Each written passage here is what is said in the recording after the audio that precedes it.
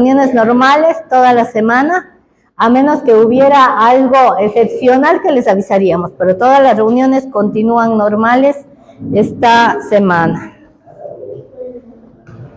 Bueno, les recordamos que estamos orando muy específicamente por las misiones alrededor del mundo, por todos los uruguayos afuera, por todos los extranjeros aquí, porque Dios está haciendo obra y milagro y tenemos que estar respaldando siempre en oración a esa misión que se hace para ganar almas para Cristo, ¿sí? Entonces vamos a estar siempre orando, no solo por los que ya están en esa labor, sino para que Dios siga levantando obreros para su mies.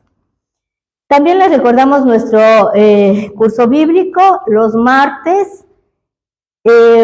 Estamos haciendo este estudio tan especial, contamos con este grupo y si usted quiere invitar a alguien que se involucre, siga invitando, siga llamando porque hay gente hambrienta por conocer la palabra de Dios y los podemos seguir invitando para que ellos se sigan añadiendo. Les recordamos el retiro del curso bíblico, es ya la próxima semana, el 20 de junio, desde las 9 de la mañana hasta la 1 de la tarde aquí. ¿Para quién es este curso bíblico, este retiro?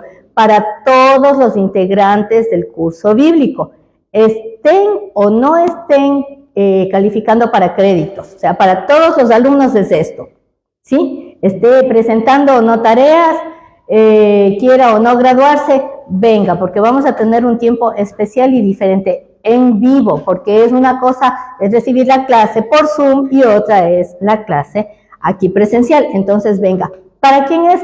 Solo para los estudiantes del curso bíblico, no es para otra persona. El que quiera venir a ese retiro tiene que pagar el precio de asistir al curso bíblico, en otras palabras, ¿sí? Entonces estamos todos invitados para este tiempo especial.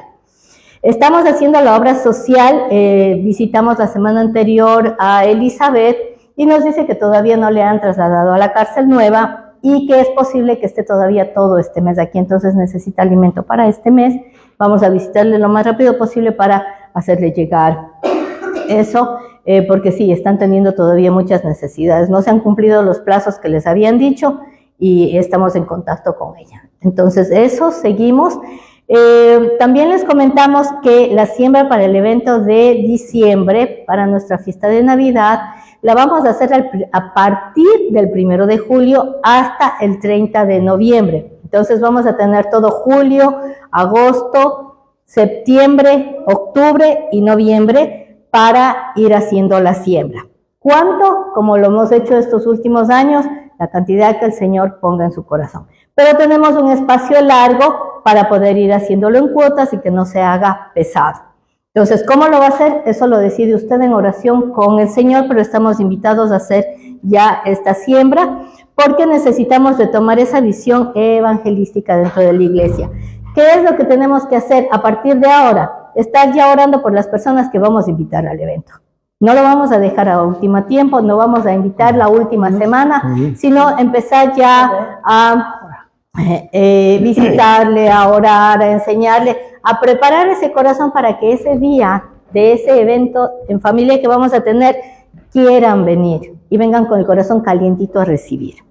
Entonces, eso es lo que vamos a hacer en estos meses que nos queda antes de fin de año. Estamos impresionante, ya vamos a mediados de junio, se nos acabó el mes, volando medio año, se nos ha pasado en un suspiro. Entonces, tenemos que darnos cuenta que es necesario calentar nuestros corazoncitos con el Señor, ¿sí? Voy a darles un extra. Ayer fui al lugar donde Vero está estudiando los sábados. Bueno, no sé si aquí todos los sábados, todos lo saben, Vero está tomando un curso especial para adoración, para ministros, para aquellos que se quieren preparar como ministros de adoración. Ay, no, fue el descanso más lindo, más grato. Yo estoy orando, yo quiero ya comenzar, porque ese es mi anhelo. Hace tiempo lo tengo, no he podido hasta ahora, pero fue algo muy lindo que experimentamos y en agosto va a haber 3 días de un campamento de adoración, se podría decir, 3 días seguidos. Pues yo le pido a usted que si usted tiene ese anhelo de estar en la presencia del Señor, prepárese, es el 20, 21 y el 22. No es cosa de nuestra iglesia, pero es para orar para todo el Uruguay. Es un instituto multiiglesias a donde todo el que quiera prepararse puede ir, y es tan lindo que están abriendo las puertas para que vayamos aprendiendo. Entonces, si es que usted quiere tener esos tiempos especiales, yo le invito, ¿sí? Porque de verdad vine a descansar. Le decía a mi esposo ayer, fue como que me hubieran puesto un suero para el descanso, impresionante. Lindísimo. Entonces, ¿por qué? Porque eso es lo que estamos haciendo en todos. Veo que es una visión que ha puesto en el corazón de todas las iglesias a las que hemos asistido, con las gentes con las que hemos conversado. El Señor quiere que volvamos a los tiempos de adoración. Y el Señor nos está llamando. Entonces, preparémonos, porque ahí el Señor hace maravillas. ¿Listo? Ahí donde usted está, le pido por favor cierre sus ojos, que vamos a orar. Bendito Padre, te damos gracias por este tiempo especial, por tu amor, por tu misericordia, por tu fidelidad. Gracias por lo que has hecho con nosotros hasta el día de hoy y por lo que seguirás haciendo a partir del día de hoy.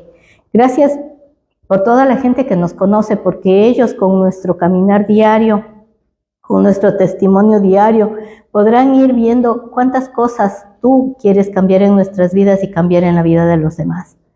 Vivimos en un país hermoso, Señor, en Uruguay, en Montevideo, y toda la gente que nos ve a través de las redes sociales en distintos lugares del mundo. Enséñanos, como dice tu palabra, a vivir, a disfrutar, a oír, a orar por el lugar en donde estamos, a desearle el bien al lugar en donde estamos, porque si este país prospera, nosotros prosperaremos con él. Te damos gracias, Señor, por tu amor, por tu bendición, por tu misericordia, por tu fidelidad, por tu paz, por ese amor que nunca es poco, que nunca nos niegas y que nunca nos pone condiciones. Permítenos entenderlo y disfrutarlo. Y hoy, Señor, te pedimos para que en esta reunión de Río seas tú tomando la vida de tu siervo y hablando con claridad esta doctrina tan importante que es la doctrina de Cristo, y haciéndonos entender cosas que tal vez estaban veladas a nuestros ojos o mal entendidas.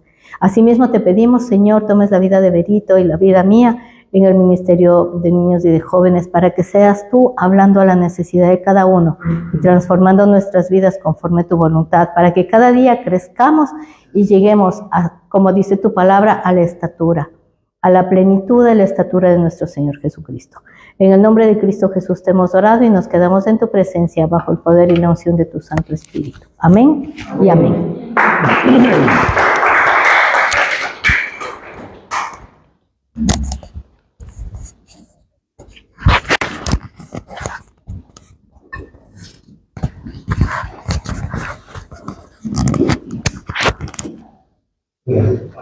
La ciudad de Jerusalén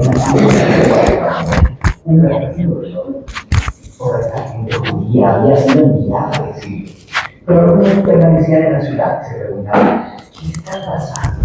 ¿Nos abandonó nuestro Dios? Sí, porque se suponía que Jerusalén sería la ciudad desde donde Dios reinaría sobre la tierra, trayendo paz y bendición a todos. Ahora, Isaías estaba diciendo que la destrucción de Jerusalén era un mal que ellos mismos habían causado, pues se habían apartado de su Dios, corrompiéndose, así que su ciudad y su templo fueron destruidos. Todo parecía haberse perdido, pero el poema sigue. Hay una atalaya en las murallas de la ciudad, y a lo lejos en las colinas vemos un mensajero corriendo hacia la ciudad. Él corría y gritaba, ¡buenas nuevas! Isaías dice, qué hermosos son sobre los montes los pies del que trae buenas nuevas. ¿Hermosos pies?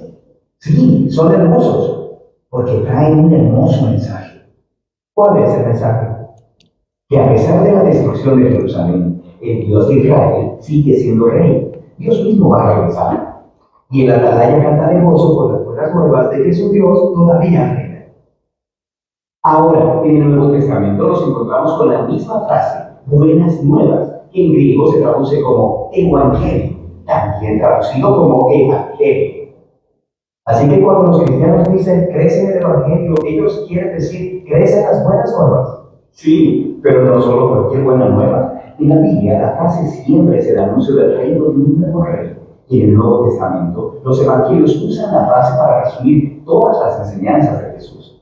Ellos dicen que Él iba proclamando las buenas nuevas del reino de Dios. Jesús sería a sí mismo como el mensajero que trae las buenas nuevas de que Dios reina. Sí, pero la manera que Él describió el reino de Dios sorprendió a todos. O sea, piensa, un reino poderoso y exitoso necesita ser fuerte, que puede imponer su voluntad y derrotar a sus enemigos. Pero Jesús dijo, el mayor mayor en el reino de Dios es el más vulnerable, es el que ama, el que sí da todo. Él dijo que vivimos bajo el reino de Dios cuando respondemos al mal amando a nuestros enemigos, perdonándoles y buscando la paz. Es un reino al revés. Jesús también dijo que el reino estaba llegando con él. Sí, por ejemplo, hay una historia interesante donde el oficial Roma muy restaurado y él viene a Jesús rogándole que sane a su siervo. Y él incluso llama a Jesús su Señor y reconoce a Jesús como su autoridad. Y Jesús alaba a este hombre por reconocerlo como nadie lo había hecho todavía. No solo que Jesús estaba anunciando el reino de Dios, sino que era rey. Y así se riega la voz de que este hombre judío de Galilea hablaba y actuaba como que era el rey de Israel. Él nombró a 12 discípulos, siendo de toda una imagen de las 12 tribus de Israel, sanando personas, perdonando sus pecados, y todo esto amenazó a los líderes de Israel, hasta que finalmente decidieron matarle. Y Jesús se los permitió. Sí, lo cual era algo bien extraño si quiere ser el rey. Y tienen razón, pero para Jesús era algo que tenía que pasar. Jesús vio el pecado y la devastación de su pueblo Israel como una pequeña muestra de toda la condición humana, cómo toda la humanidad se rebeló contra Dios. Aquella devastación para todo el mundo. Así que, ¿cómo es que Dios traería su reino a este mundo? Jesús creyó que sería a través de un sacrificio de amor por sus enemigos. Por eso en los evangelios, la crucifixión de Jesús se representa como la coronación del rey de los judíos. Sí, Él recibe una corona, también recibe una capa. Él es exaltado, levantado, no a un trono, sino a una cruz. Qué hermosos son los pies que traen buenas nuevas. Y las buenas nuevas ahora son que Jesús ha derrotado la muerte y que Él reina como rey. Él mismo ha perdonado nuestro pecado y corrupción y los ha conquistado con su vida. Y Él envió a sus seguidores a seguir anunciando las buenas nuevas de este reino al revés, invitando a todos a que muestren su lealtad a Él, el rey que derrotó la muerte con su amor.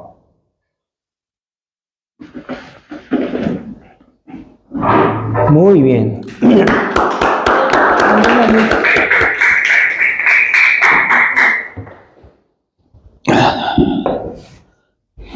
Ok, hoy día continuamos con la serie de la doctrina de Cristo y los niños y jóvenes se van a su reunión. Ya no se les puede decir niños, ya están. Hay algunos que ya crecieron. Ya nos crecieron los niños. Claro. Ok, esta es la última parte del posmodernismo que hemos venido trabajando durante varias semanas, y la última parte es la doctrina de Cristo, que es para nosotros importantísima como cristiano. Como usted puede ver el video, ¿cierto? Es en Cristo en que se tienen las buenas nuevas. ¿Por qué tenemos que analizar esto? Porque ya está dentro de la iglesia las nuevas doctrinas, porque está dentro de la iglesia, ¿no es cierto?, esas tergiversaciones que se fueron introduciendo. ¿A través de qué? A través de la influencia de la filosofía y de la teología europea y ahora también americana, y que se dictan en las diferentes seminarios, diferentes universidades. Como es a nivel intelectual tan grande, en universidades tan importantes, son el centro de, pongámosle la palabra como si fuese una mercancía, el centro de distribución hacia todo el mundo, ¿verdad? Es un centro de distribución de pensamiento, un centro de distribución de teología, de filosofía, y eso al final termina siendo como el manual, como el a dónde seguir, el dónde buscar lo que está de moda, ¿no? Es como es en cualquier ciencia, ¿no? Lo decíamos la semana pasada, si es en la física, si es en la química, si es en cualquier ciencia, ¿qué es lo que se sigue? Lo que están en las grandes universidades, los grandes descubrimientos, ¿verdad? De las universidades científicas, por ejemplo, decíamos la Universidad de Yale, es la que tiene la batuta, digamos, en cuanto a todo avance científico, ¿no?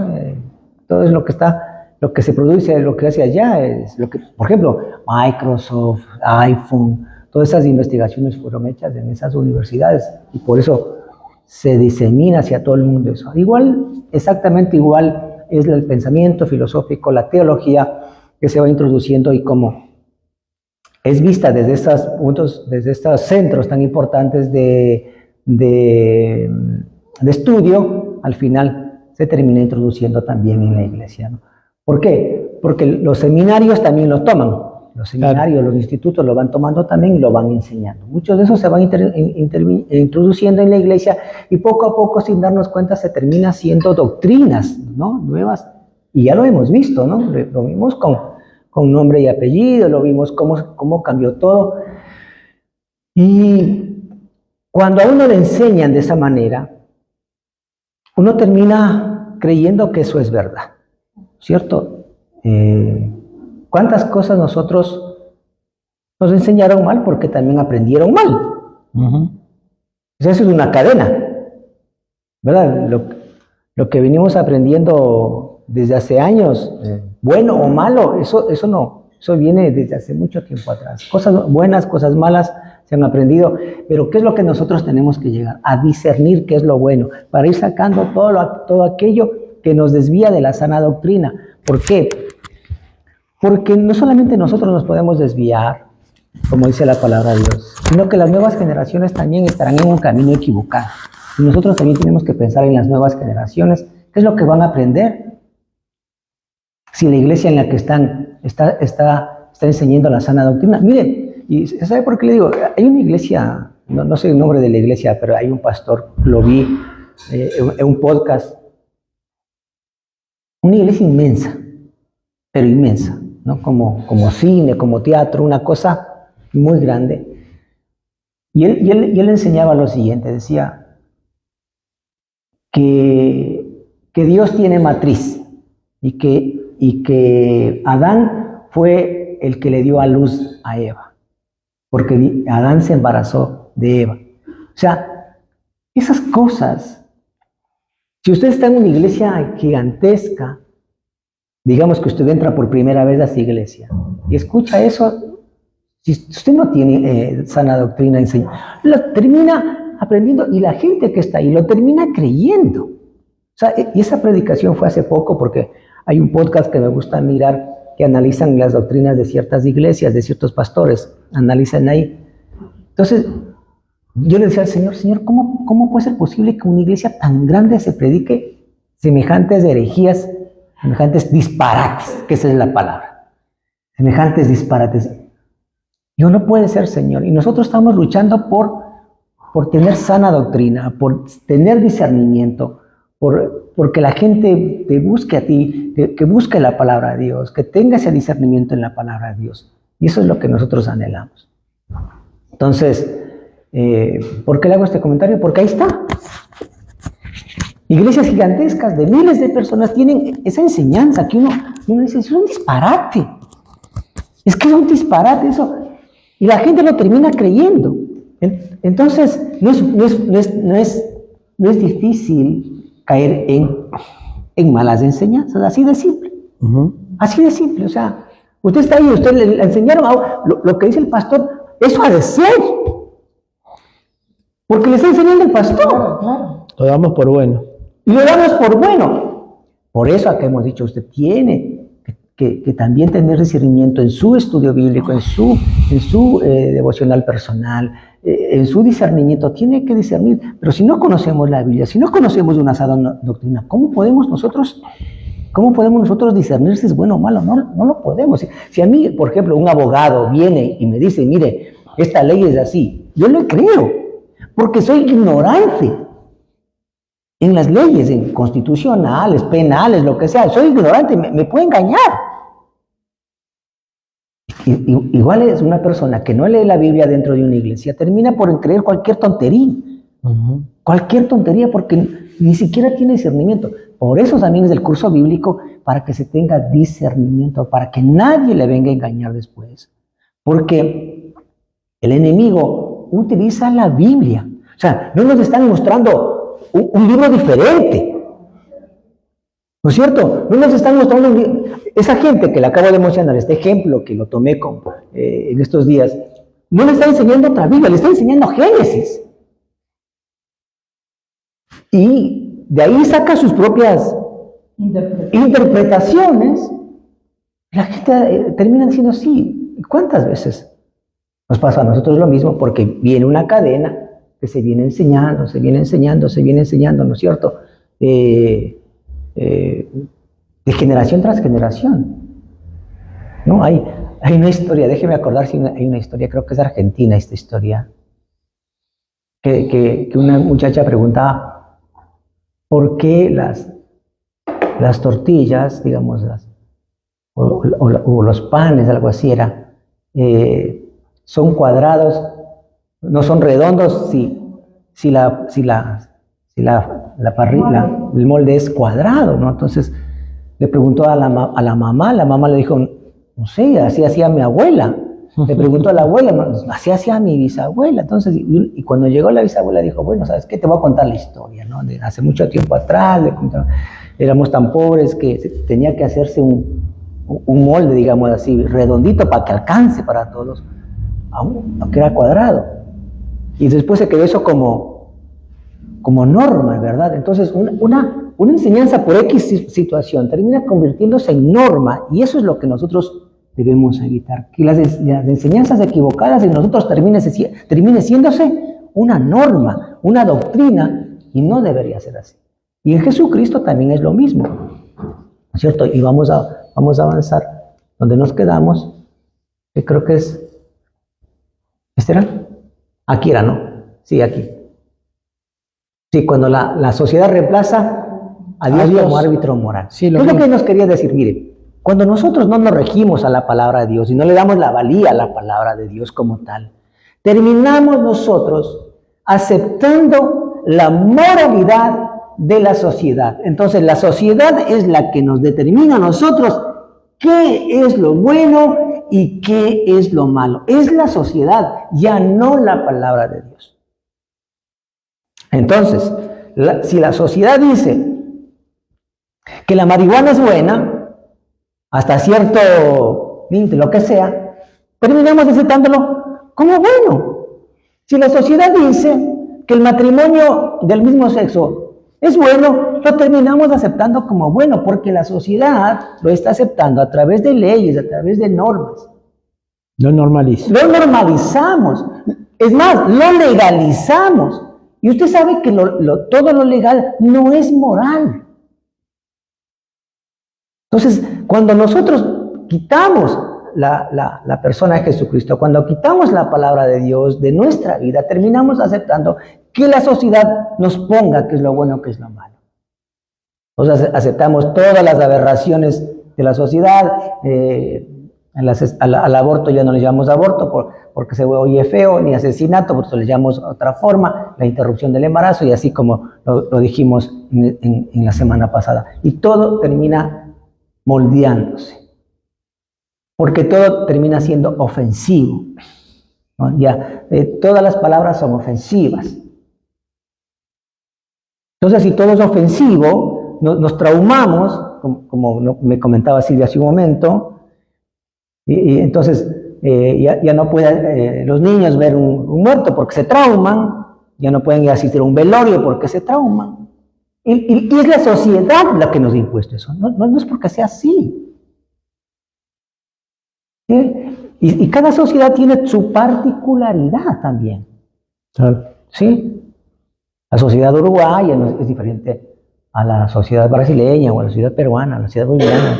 ¿Sí? Pero si es así, qué es bueno y qué es malo, no lo sabemos. Por eso es necesario la palabra de Dios, para que ésta nos rija a nosotros en el lugar en que estemos, que nos normalice, y eso nos ayuda a nosotros como sociedad, como seres humanos, como familia, a tener una norma, a tener una guía, a tener una luz, que es, como bien decía el video, las buenas nuevas, ¿verdad? Entonces, 1 de Juan 2, del 15 al 17, lo leíamos la semana pasada y yo lo voy a volver a leer ahora. Nos dice la palabra de Dios lo siguiente: No améis al mundo, 1 de Juan 2, del 15 al 17. No améis al mundo ni las cosas que están en este mundo, dice la palabra de Dios. Si alguno ama al mundo, el amor del Padre no está en él, porque todo lo que hay en el mundo, los deseos de la carne, los deseos de los ojos y la vanagloria de la vida no provienen del Padre, sino del mundo, y el mundo pasa y sus deseos, pero el que hace la voluntad de Dios permanece para siempre. ¿Qué nos dice la palabra de Dios? Que si nosotros le delegamos a la sociedad, que nos ponga lo bueno y lo malo, nosotros estamos leyendo esto, o sea, no amemos al mundo ni las cosas de este mundo, porque las cosas de este mundo pasan. ¿Quién sabe dentro de unos años lo que hoy es legal deja de ser legal y lo hacemos otra cosa más? Habíamos hablado de las modas. Habíamos hablado de las modas. Claro, claro. Van cambiando, exactamente. Entonces, ¿cómo nosotros podemos enfrentar eso? A través de tener una guía que es la palabra de Dios. Entonces, la palabra de Dios permanece para siempre. Acá en esta versión la NTV. Sí, ¿cómo? Dice el versículo 16, porque es: pues el mundo solo ofrece un intenso deseo por el placer físico, un deseo insaciable por todo lo que vemos y el orgullo de nuestros logros y posesiones. Después sigue: no nada de esto proviene del Padre, sino que viene del mundo. Pero ese versículo está muy claro con la sociedad actual, ¿no? El mundo ofrece un intenso deseo por el placer físico, pensemos en la sociedad actual, un deseo insaciable por todo lo que vemos, o sea, compre, consuma, adquiera, va a valer por... Y orgullo de nuestros logros y posesiones, tanto tienes, tanto vale. O sea, está bien expresado ese versículo 16. Correcto, clarísimo. Entonces, miren, así es. Y lo que yo deseo hoy día, tal vez mañana ya no lo deseo. O deseo más, porque dice insaciable. ¿Cómo nosotros vamos a guiarnos por eso? Sería, y sigue siendo para la sociedad de ahora, el desastre. Entonces, ¿qué tenemos que recordar? El pecado, la sociedad hoy posmoderna lo ha redefinido. Y el pecado lo llama trauma, lo llama debilidad y lo llama error. Ya no lo llamamos pecado, lo llamamos trauma, debilidad o error. Y entonces, una persona que tiene un trauma, una debilidad y un error, ya no necesita arrepentimiento, sino necesita una terapia. ¿De acuerdo? Es la evasión total.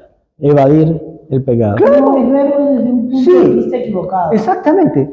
Y lo decíamos, y esta parte me llamó a mí la atención la semana pasada. ¿Por qué? Porque las personas que se autoeliminan o se quieren autoeliminar, ya no se le puede llamar suicidio, ya no le decimos que se arrepienta, sino que entre a un tratamiento. Claro, porque es como estaba también en el tema que dio la semana pasada, sacar la responsabilidad de mí, el trauma, el error, o sea, el tratamiento, tengo que tratar un conflicto, un error, que por eso estoy así, pero yo no tengo responsabilidad. Claro. Que es lo que nos da, que es el Muy bien. del otro día, ¿no? Exacto. Porque cometemos los mismos errores. Porque eso es lo que ha hecho la sociedad. Por eso va a terapia. No se arrepiente de nada, porque no soy responsable de mis conductas, porque me hicieron tal cosa y esta es mi respuesta natural a lo que padecí. Me hizo de niño, me hicieron de niño. Claro, sufrí algún abuso, una cosa, un abuso, un accidente, lo que pasa. Y mi respuesta natural. En relación anterior, está. Claro, sí, consecuencias. Pero no me hago responsable a que tengo que yo, de hoy, adulto, cambiar eso. Y mi reacción ante eso tiene que ser otra. De eso no. Claro, entonces, la redefinición del pecado es gravísimo, ¿no es cierto? Porque ya no necesita arrepentimiento. ¿Qué es lo que necesitamos nosotros? Arrepentirnos. Reconocerlo el pecado, para podernos arrepentir. Porque si yo no reconozco, si yo no me doy cuenta que estoy en eso, ¿cómo me arrepiento? No, y no justificar el odio. Porque correcto. La terapia te ayuda a justificar el odio, tener razón, sí, estar enojado también, ¿no? Y el deseo de venganza. Correcto. El Salvador entonces es reemplazado, porque si yo ya no necesito arrepentimiento, entonces ¿para qué quiero un Salvador? Lo reemplazamos. Si el problema es emocional, por ejemplo, o si el problema es de conducta, por ejemplo, la solución ya no es un Salvador, la solución es un coach.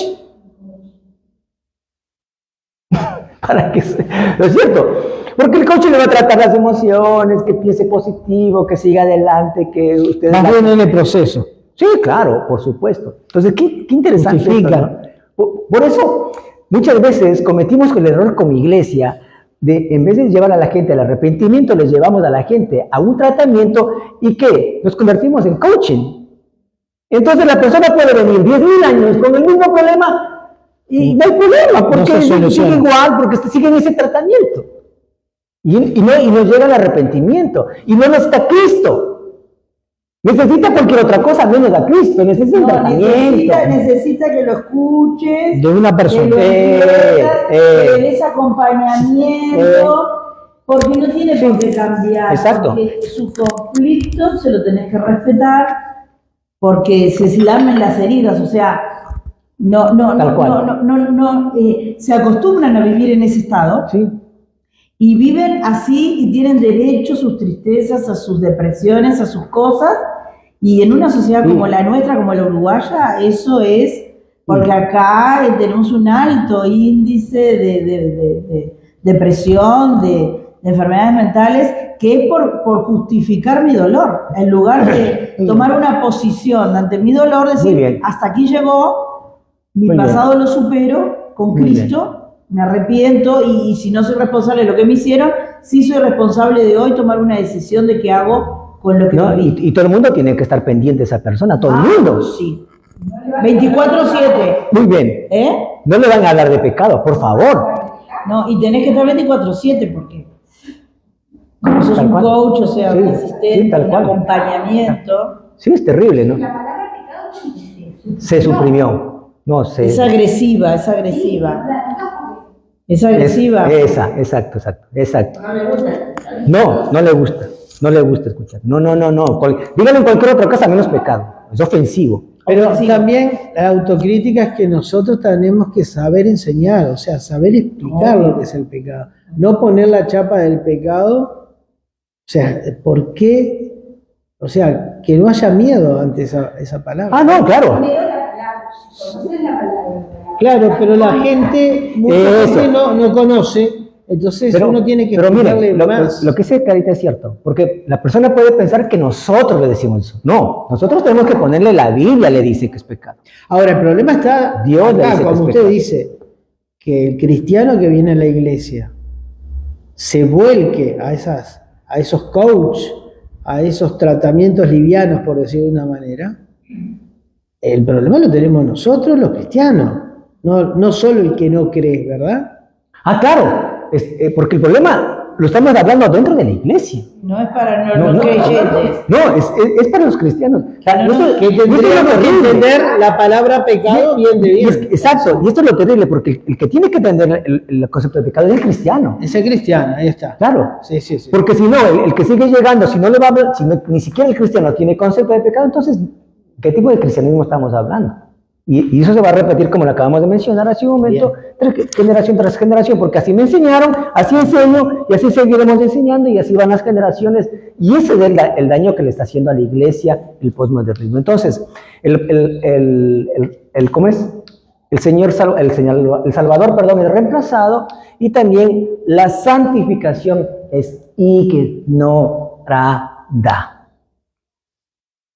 ¿Qué es la santificación ignorada? Todos los días tenemos que luchar contra esto.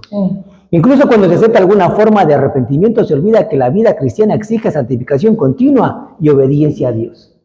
Entonces la persona se olvida, ya en ese momento reconoce, pero al otro día vuelve a lo mismo, y al otro día vuelve a lo mismo, y al otro día vuelve a lo mismo, y se olvida que tiene que todos los días santificarse. Esa es la santificación diaria que nos dice la palabra de Dios a partir de Romanos, a partir de Corintios, nos hablan acerca de la santificación diaria. Nosotros recibimos a Cristo, sí, nos convertimos en esos hombres, mujeres y hombres santos, ¿verdad? La santidad como fuente que recibe, como una fuente que recibe al Espíritu Santo. Sí, también somos santos, pero la santificación es diaria, porque todos los días nos encontramos con situaciones y no podemos volver. Y tenemos que estar practicando la palabra de Dios todos los días para que esa santificación se mantenga y ese arrepentimiento se conserve, porque si me puedo arrepentir hoy día y mañana vuelvo a lo mismo, no hay santificación diaria y vuelvo al mismo problema. Y eso es lo que está pasando con la gente. No, es que es en esa rutina. No, es que otra vez volví a la depresión, otra vez volví a la angustia, otra vez volví a esto, otra vez volví a... Oiga, santifíquese usted también, por favor. Necesita santificarse diariamente, porque si no, eso no se va a terminar nunca. Entonces, todo este proceso ya está dentro de la iglesia. No estamos hablando fuera de la iglesia. Y ese es el problema. Decimos de alguien que está en pecado, es hoy considerado un insulto. La iglesia debe proclamar la verdad con amor, sin ceder al relativismo moral del postmodernismo. Bueno, le pusimos el ejemplo de Jesús y la mujer samaritana, ¿no es cierto? Jesús le confrontó su pecado sin decirle que era una Pecadora. ¿no es cierto? No le dijo, no, pues no lo puso por los pisos, ¿no es cierto? En su situación de mujer y de su situación moral, sexual, lo que sea. No la puso por los pies, la confrontó con su pecado, sí, pero no le quitó la dignidad. Respetó su dignidad de persona, de ser humano. Y eso tenemos que hacer nosotros también. Le confrontamos el pecado, pero no le vamos a decir que es... Nosotros no somos jueces. No somos jueces, correcto. Muy bien. Sí, de acuerdo. Entonces, esa parte está clarita, ¿verdad? Sí. Aquí. Y esa parte es la que quiero que le tome mucho asunto. Esta parte es hermosísima, ¿no? La que hoy nos va a hablar la palabra de Dios. Tomar la cruz, un llamado a la entrega absoluta. Vamos a ir a la palabra de Dios en Mateo 16, 24. Tenemos aquí dos versiones, podemos leer las dos versiones en Mateo 16, 24. Mateo 16, 24. La Reina Valera dice, entonces Jesús dijo a sus discípulos, si alguno quiere venir en pos de mí, niéguese a sí mismo y tome su cruz y sígame. Si alguno quiere venir en pos de mí, o tras de mí, niéguese a sí mismo, tome su cruz y sígame. ¿Cómo dice la otra versión? Sí, la NTV. La palabra de Dios dice, luego Jesús dijo a sus discípulos, si alguno de ustedes quiere ser mi seguidor, tiene que abandonar su propia manera de vivir, tomar su cruz y seguirme. Muy bien. Ahora miren lo que dice acá. Muchas personas interpretan la cruz como una carga cotidiana. ¿Sí? Una enfermedad, por ejemplo. Esa es mi cruz. Una relación difícil. Esa es mi cruz. Un trabajo ingrato. Esa es mi cruz. Pero en el siglo I, cuando Jesucristo habla de la cruz, tenía un solo significado. La muerte más dolorosa y humillante. Cuando usted escucha a Jesucristo hace 2000 años y le está hablando a la gente, tome su cruz y sígame, la gente no estaba hablando de un matrimonio difícil, de una relación difícil, de un trabajo difícil o de una enfermedad. No estaba hablando de eso. Al entendido, normal, ciudadano del siglo I, le estaba hablando tome su cruz. La cruz es la muerte más humillante. La cruz es la muerte que dice la Biblia en el Antiguo Testamento que era para los considerados malditos. Ladrones, que tenían maldición. Sí, maldición. La peor muerte. Una muerte de las más humillantes. Entonces, si la muerte más dolorosa y humillante que los seres humanos podían recibir era este mensaje, no era un símbolo de sufrimiento pasivo, sino era una ejecución pública. Cuando Jesucristo habla de la cruz, la persona normal de ese siglo I le entendía, dice, me está hablando de la cruz, coja su cruz y siga. Es la muerte más humillante y la muerte pública, no era algo secreto por ahí, no, los romanos le crucificaban a una persona para decir, el próximo que se le ocurra hacer lo que él hizo, le va a ir como a él le fue. Y es una técnica que lo hacen hasta el día de hoy en las sociedades, ¿no? Ahora se llama, por ejemplo, en la parte política del mundo, le llaman el lawfare, ¿no es cierto? ¿Cómo? El lawfare. Entonces, una persona que se oponga a un poder político, lo desacreditan políticamente, le meten a la cárcel, ¿no es cierto? Ya no es el asesinato a la persona, sino ahora le desacreditan a través de las leyes. La política se judicializa, sea, las leyes le sirven a este poder político y a la persona la desacreditan y la vuelven nada y la meten a la cárcel, diciéndole todo lo que el poder político quiere decir de esa persona, ¿verdad? Manipula la verdad. Manipulan la verdad, entonces es algo público, entonces esa persona pierde credibilidad en todo lado. Entonces, a usted le hablan de cierto político y dice, sí, porque es así. Bueno, ¿y todo eso fue verdad o está siendo... Sí, las redes hacen su daño. ¿No es cierto? Pero hay un interés político. Hay un interés político, Claro. que la ha utilizado a las leyes a su favor para desacreditar a la persona. Es público, ¿no? Hoy lo están haciendo así, hoy es así también. Así de sencillo y punto y se acabó. Entonces, eso es como un ejemplo para que nosotros nos demos cuenta. En el siglo I, cuando se coge su cruz, la muerte más humillante y la muerte pública más humillante. Entonces, no es símbolo de sufrimiento pasivo, sino de ejecución pública. Por lo tanto, tomar la cruz y seguirme es un llamado a estar dispuesto a morir a uno mismo, no en secreto, sino ante la gente. No solamente decir, bueno, sí, yo dejo de hacer esto, pero aquí solamente en mi fuero interno, sino yo muero a mí mismo delante de la gente, yo muero a mí mismo delante del público, de la sociedad, muero a mis propios deseos, muero a la aprobación del mundo, muero a la autonomía personal. Esta entrega absoluta no es una pérdida, es un fundamento del verdadero propósito de vida para todo aquel que cree y sigue a Jesús. Y eso es lo que nosotros tenemos que entender. Jesucristo cuando dice esto, tome su cruz y sígame, es renuncie a eso y sígame, a sus deseos personales y sígame. Y cualquier cosa puede ser ¿no es cierto?, puesto como ejemplo. Digamos que hablemos de adicciones.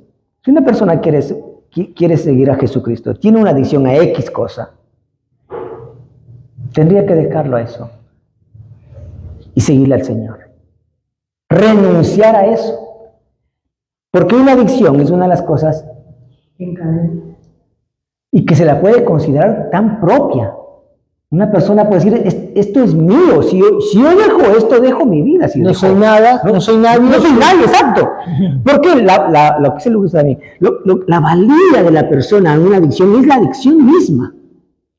Entonces yo dejo la adicción y muero a la que supuestamente me está dando vida. Y es renunciar a eso públicamente y seguir a Jesús. Renuncia a algo tan mío, ¿no? Creo que la adicción es un buen ejemplo para esto. Y es lo que Jesús nos está diciendo. La enfermedad, ¿no? Porque las enfermedades mentales muchas veces definen a la persona. Soy depresivo, entonces tengo que ir a este médico, a aquel médico, a aquel está. Sí. Estoy definida en eso. Soltar eso es soltar lo que soy. Lo que soy.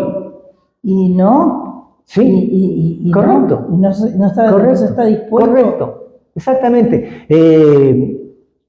Una relación. También. Dejo a eso una relación mala, no, obviamente.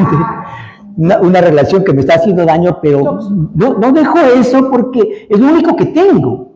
Es lo único lo que tal vez me da significado. Sin él no soy nadie. Sin él o sin ella no soy nadie. Entonces, Claro, da miedo. Sí, claro, sí. correcto, Mucho. correcto. Entonces, es eso de entender cuando Jesucristo da este mensaje, tome su cruz y sígame. El que quiera ser mi discípulo, ¿no es cierto? Si alguno quiere venir en pos de mí, niéguese a sí mismo, tome su cruz y sígame. Entonces, ese tomar la cruz es algo público, ese tomar la cruz es un sacrificio de dejar, ¿no es cierto?, nuestra autonomía, digamos, y seguir al Señor. No es nada privado. ¿Por qué? Ya lo vamos a ver más adelante. Porque la gente comenzó a decir a través de estas nuevos pensamientos filosóficos que la religión es algo privado, eso no tiene nada que ver con lo público. Yo y mi Dios, no es nada público, nadie se tiene que enterar de esto, ¿me explico? Ya lo vamos a ver más adelante. Entonces, qué interesante que es redefinir esto del llamado a la entrega absoluta, de tomar la cruz y seguirle a Jesús. Entonces, Cristo como único Salvador en un mundo pluralista. En esta misma línea que estamos caminando, si es que no hay esa negación a mí mismo, si es que no hay ese tomar la cruz, entonces cualquier cosa me puede llevar a Dios. Cualquier cosa me puede llevar a Dios. Me puede llevar a Dios la meditación, me puede llevar a Dios el yoga, me puede llevar a Dios Los ovnis. los ovnis, muy bien, me puede llevar a Dios yo y mi pensamiento de Dios, me puede llevar a Dios las energías, me puede llevar a Dios los chakras, me puede llevar a Dios los signos del zodiaco, me puede llevar a Dios todo aquello que supuestamente es espiritual. Les decía la semana pasada, recuerdan que estuve en un consultorio dental. No, ¿qué le pasó? No. O sea, estaba en el consultorio, no les conté, sí les conté. Estaba en el consultorio dental, estaba prendido el televisor. Y hablaban, bueno, le vamos a hablar de lo que dice para el día de hoy, su signo y sus energías y los planetas que usted tiene que seguir. A ver, el día de hoy usted tiene que utilizar el color rojo y esto, que dice qué, y tiene que vestirse de esa manera. Digo, lo están dando en televisión abierta. Es una creencia. Y acá lo dan en televisión. Digo, y nadie dice nada. No. O sea, ¿dónde está el supuesto laicismo? No existe. Ah, ¿vio? El laicismo es para el catolicismo, para el cristianismo. Exactamente. Nada más. Es para Cristo. Nada más. Del resto no hay laicismo, es una mentira. Porque en la misma mutualista dan clases de yoga para las mujeres. Entonces digo, no hay laicismo. O el laicismo es de doble rasero, ¿no? Una doble moral de ese laicismo, porque para unas cosas no le prohíben. No, porque solo cuando yo he hablado de ese tema con autoridades, me dicen que no, que son disciplinas como el yoga o Sí, como claro. que son disciplinas, no lo ven como una religión y lo ven como un Dios. Ellos no reconocen como que eso tiene relación espiritual. Exacto. Que Exacto. lo que sí es el nombre de Dios y de Cristo, eso es espiritual. Pero eso no es espiritual, es algo para ayudar al ser humano, el yoga, lo de los horóscopos. Lo Y ven como aparecen algo palabras como bienestar. holístico, que Muy ahora bien. todo eso está en todos lados. Muy bien, muy bien. Entonces, el pluralismo, mire, todo lo que ustedes acaban de mencionar se llama el pluralismo religioso. Todo me puede llevar a conectarme con una energía superior. Ah, pero no le llamemos Dios. No le llamemos Dios. Llamémosle cualquier otro nombre. Una disciplina espiritual. Sí, la disciplina espiritual, para que la persona tenga bienestar. Sí. Sí, es una disciplina holística. ¡Oh! Hasta la palabra parece novedosa. Ay, a Uruguay le encanta, en este país esas palabras. Claro. Entonces sí, vale la pena. Pero ¿sabe qué? Si nosotros hiciéramos ciertas preguntas, escarbáramos un poquito, termina siendo una creencia. Totalmente. ¿Y qué quiere decir creencia? Una fe. Lo que no le ponen es nombre, no le ponen rostro. El fin de semana pasada acá, en Montevideo, en el espacio de Quibón, se hizo el anual Montevideo místico.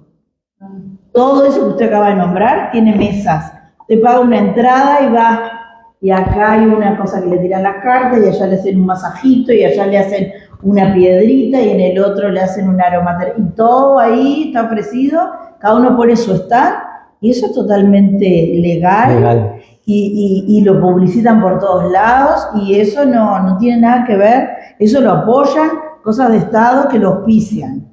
Y el Estado auspicia, esos encuentros están auspiciados, Subvencionado de alguna manera. subvencionados, auspiciados Claro. por el gobierno nacional, porque es holístico y místico, usan la palabra Montevideo místico se llama. Obvio. Entonces, mire.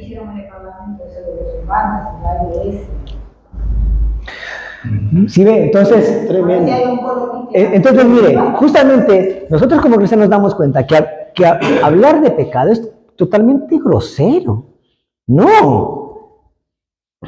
Podemos hablar como dice Clarita en el Parlamento o cualquier otra cosa, pero decir que es pecado, eso no, por favor. ¿A usted de qué está hablando? Y eso es lo que nosotros tenemos que entender. ¿Qué es el pluralismo religioso? El pluralismo religioso habla de cualquier camino puede llevarnos a Dios. ¿De acuerdo? Al afirmar que Jesús es el único camino de salvación resulta controvertido. ¿Cómo va a decir usted que Jesús es el único? No, está loco. Yo puedo llegar por cualquier otro camino a Dios. Cualquier otro camino. Es más, religiones pseudo-cristianas hablan de esto porque no utilizan a Jesucristo, porque utilizan solamente el Antiguo Testamento. Por ejemplo, los testigos de Jehová. Los testigos de Jehová no tienen a Cristo como camino para llegar al Padre, no. Ellos tienen el Antiguo Testamento. La vía rápida. Claro. Los 5 libros de la ley. Entonces, ¿qué se tiene que hacer? Es hacer cosas. Es hacer cosas, y hacer cosas, y hacer cosas, y hacer cosas, y hacer cosas. ¿No? Y yo no sé si les conté el otro día, me vi tres podcasts de 3 mujeres uruguayas que salieron de los testigos de Jehová y cuentan su terrible historia. ¿No?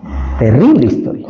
Todo lo que tenían que hacer. Todo lo que tenían que hacer y todos los abusos dentro de eso, en todo sentido, y mucha gente está adentro y ellas lograron salir. ¿Por qué? Porque la gente que está adentro piensa que eso es así, que Dios es así, que se llega a Dios así de esa manera, y no es así. Con esfuerzos físicos. Claro, no, hay muchísimas cosas terribles, desde abusos económicos, físicos, de todo tipo, ¿no? Psicológicos, y eso. Entonces, que una disque iglesia haga esto, para las personas que están adentro piensan que están agradando a Dios.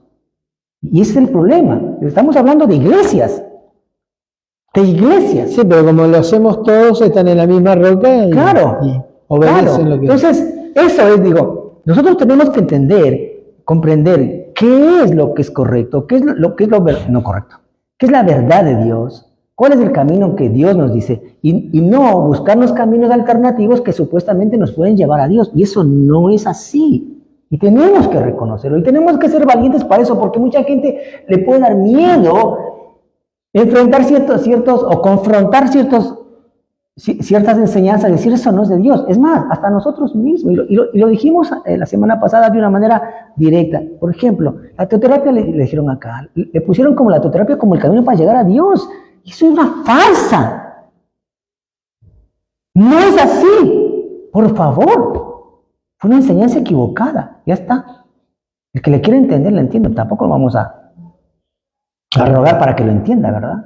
Eso necesita discernimiento espiritual. Necesitamos la palabra de Dios. Necesitamos ser nosotros lo más bíblicos posible, lo más cristocéntricos posible, lo que más nos dé el entendimiento, pero tener ese discernimiento. Y algo que vengo repitiendo, que el Señor en lo personal a mí me ha hablado muchísimo, es dentro de las bienaventuranzas, los que tienen hambre y sed de justicia serán saciados. Entonces, si yo tengo hambre y sed de justicia, hambre y sed de la verdad de Dios, seguro el Señor me va a ir llevando a eso. Seguro el Señor me va a ir mostrando esa palabra porque tengo hambre de eso. Si el Señor me promete que yo seré saciado de esa hambre, yo quiero encontrar la verdad. Yo no quiero desviarme en el camino de la palabra de Dios, ni buscar caminos alternativos de supuestamente que ese es para llegar a Dios. No. Y creo que el Señor me ha ido llevando a mí en ese camino. A través de la Biblia, de la sana doctrina, Y miren, hay una bonita enseñanza aquí. Hay una linda enseñanza acá. Si hablamos de doctrina, también tenemos que hablar de 2 cosas. De lo que uno puede discernir, pero también de lo que uno tiene que hacer. Eso es doctrina en la verdadera. Porque si yo me quedo solamente, digamos, con el postulado griego, hablando desde la parte griega, ¿cuál era el fuerte de los griegos? La filosofía. Pensar, Muy bien. Eso. Muy bien. esa era la filosofía griega, digamos, esa era la tónica griega, ¿no es cierto? El pensamiento, y por eso ellos decían, podemos llegar a Dios a través del pensamiento. Claro. Claro, es un esfuerzo humano, ¿verdad? Unamos con la parte judía, bíblica, digamos. La doctrina es también no solo pensar, sino hacer.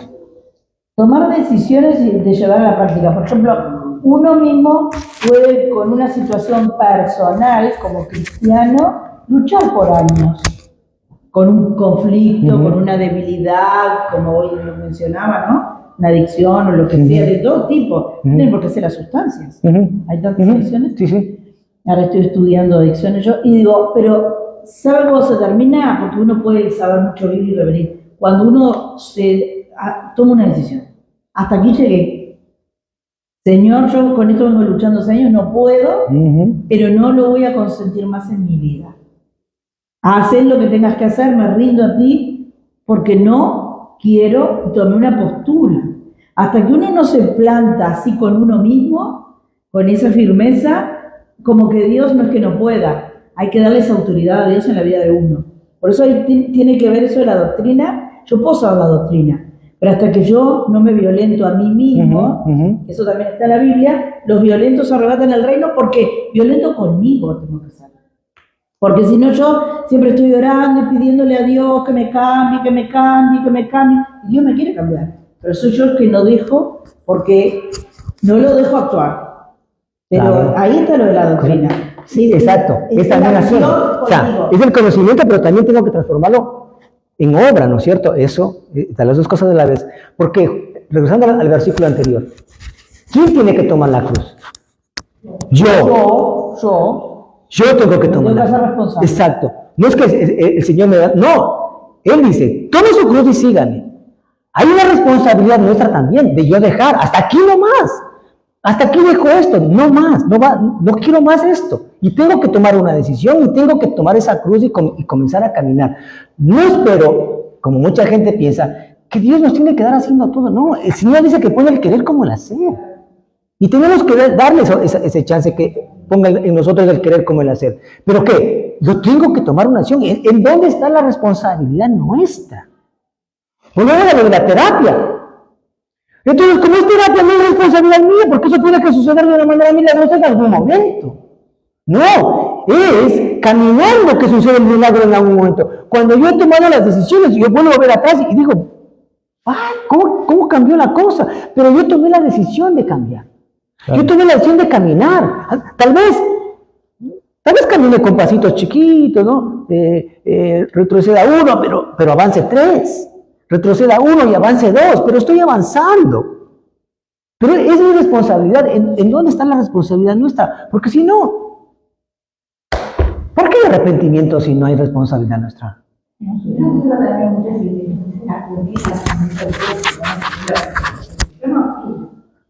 me pongo en acción, la promesa de Dios no va a llegar. No va a llegar nunca.